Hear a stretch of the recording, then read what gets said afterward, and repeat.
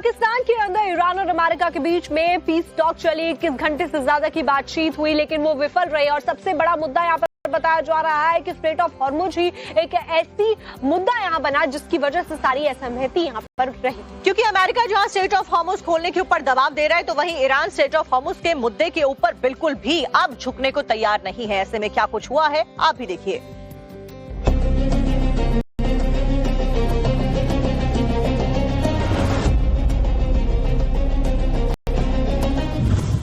शांति वार्ता में हॉर्मुज पर फंस गया पेच।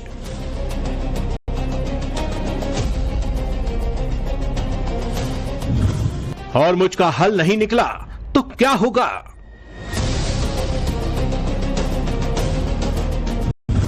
हॉर्मुज पर कंट्रोल की लड़ाई, शांति वार्ता मुश्किल में आई।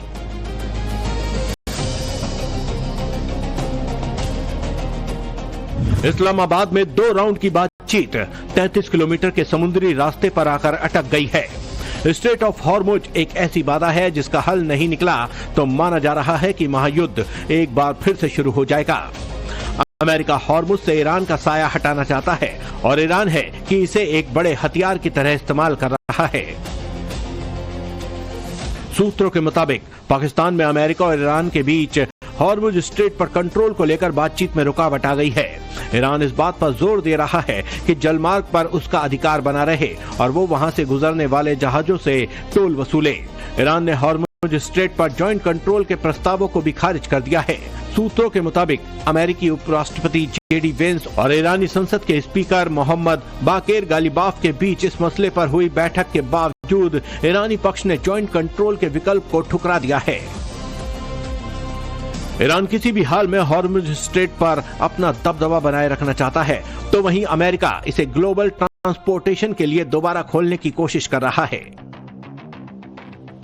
ईरान ने साफ कर दिया है कि उसकी अनुमति के बगैर एक भी जहाज हॉर्मुज से नहीं गुजरेगा। उधर अमेरिकी राष्ट्रपति डोनाल्ड ट्रंप दावा कर रहे हैं कि वो जल्द ही इस जलमार्ग को खोल देंगे, लेकिन ईरान इसे अपनी शर्तों पर खोलने को तैयार है। ईरान पहले ही साफ कर चुका है कि बिना टोल दिए एक भी जहाज यहां से पास नहीं होगा।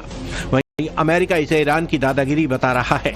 ट्रंप ने कहा है कि ईरान के पास अंतर्राष्ट्रीय जलमार्गों का इस्तेमाल करके दुनिया से थोड़े समय के लिए जबरदस्ती वसूली करने के अलावा कोई और दाव नहीं है। Yeah, but that'll open up automatically. The answer is yes, but the strait will open up. If we just left, the strait's going to, otherwise they make no money.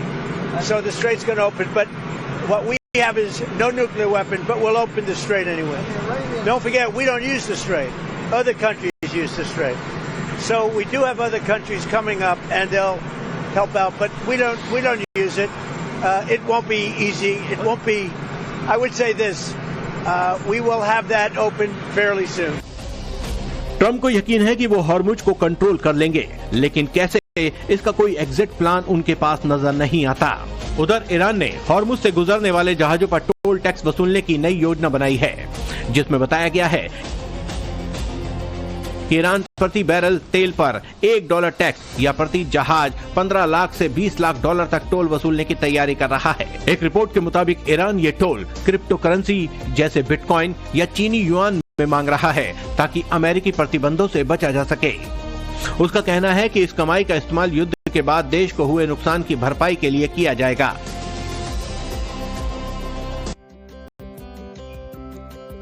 एक तरफ जेडी वेंस ने press conference करके अपनी बातों को स्पष्ट किया इस्लामाबाद छोड़ने से पहले, तो वहीं ईरान का ये कहना सामने आया कि अमेरिका बहाना बना रहा है बातचीत से भागने का।